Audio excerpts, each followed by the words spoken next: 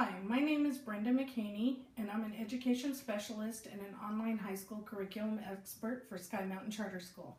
Today, I'm going to provide you a brief overview of historical events that took place during the time frame in which the book The Great Gatsby takes place, and provide you with some information in preparation for a novel study on The Great Gatsby.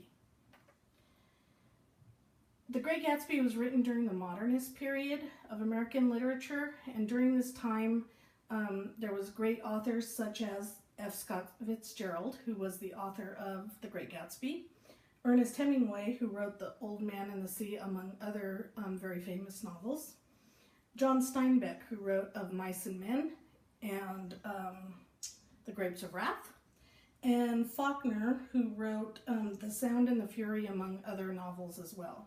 They were all very well known during the modernist period.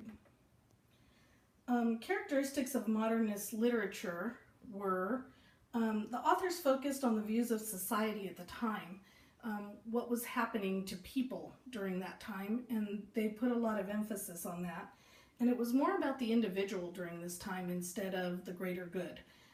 We had just come out of World War I, and there was a big rise in business during this time. People started making, not people, but businesses started making money again. People were seeking fortune and what they could gain during this period. The fiction focused on the inner self and consciousness, not so much a storyline, but the inner self. What was the person thinking? The modernist writers saw cold machinery and industrialization, which led to a loneliness in their characters. Their characters were often lonely or misguided or confused. So it was a period of a lot of self-reflection and growth in people. Most novels were written in the first person, which helped to portray that loneliness or that lost feeling that people had during this time. The stories consisted of stream of consciousness versus a plot development. So more books were written without a beginning, a middle, and an end. They were written more in a constant stream of evolution, maybe, for the characters and where they were going. Irony, satire, and comparisons were used to point out the ills of society. So things that were wrong with society. There was prohibition going on during this time, and there were other problems in society that were portrayed using irony, satire, and comparisons. So the historical context of this period was we had just come out of World War I. Businesses started to make money again. Businesses were rapidly growing. Factories were growing. Businessmen and businesses were making a lot of money, but the common worker was not. He was left behind. His wages were left behind. This was a time where individuals were fighting for labor unions and child labor laws, because there were a lot of children working in the factory all the way into the Great Depression, where sometimes children were the sole support of their family working for pennies. The average worker was priced out of the cities. They could no longer afford to live there, so they had to move to urban areas to live, to be able to support their families and afford the cost of living. And the products that were being produced that were also rising in price. The people felt isolated and disillusioned. It wasn't about the people, it was about the big business. So people were left lost. And they were really questioning things like religion, race, social classes, thinking it was becoming more of a society of have and have-nots instead of there being a middle class. So this takes us to The Great Gatsby. The Great Gatsby was written during this time frame, and the characters had a great representation of the middle and upper class of America during this big business boom, during this industrialization. They represented events going on in society at the time. It was very timely. It was written in 1925, so it was very timely to what was going on in society during that time. J. Gatsby focused on riches and living in every moment.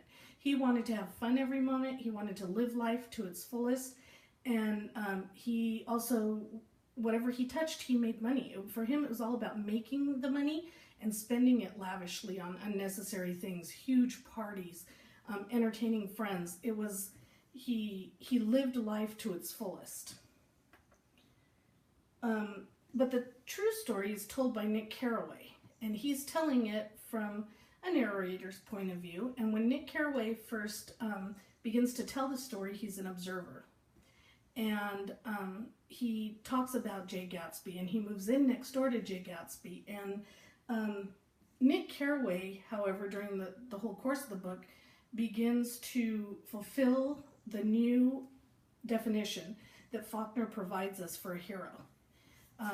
According to Faulkner, a true hero is somebody who adapts and changes over time, knows that all things must come to an end, and assimilating himself into a group. So when Nick Carraway first comes and he's talking as an observer, he soon becomes a part of the group. He soon starts attending the parties. He soon becomes Jay Gatsby's best friend. So now he's no longer an observer telling the story. He's a participant in the story. And he takes, it shows through his narration the evolution that he goes through, which then leads to him changing over time. Nick Carraway shows that he came seeking the American dream when he moved to West Egg. And he was searching for that fortune that Gatsby had. And he came to realize that all good things must come to an end. He came to realize, especially towards the end of the book, at Gatsby's passing, that no matter how much money you have, which was the American dream, and no matter how much fortune you can amass, it doesn't do you any good.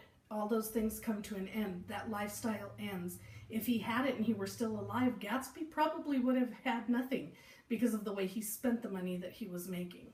So Nick Carraway does a huge evolution during the book and begins to fit that perfect hero definition that Fitzgerald provides us with.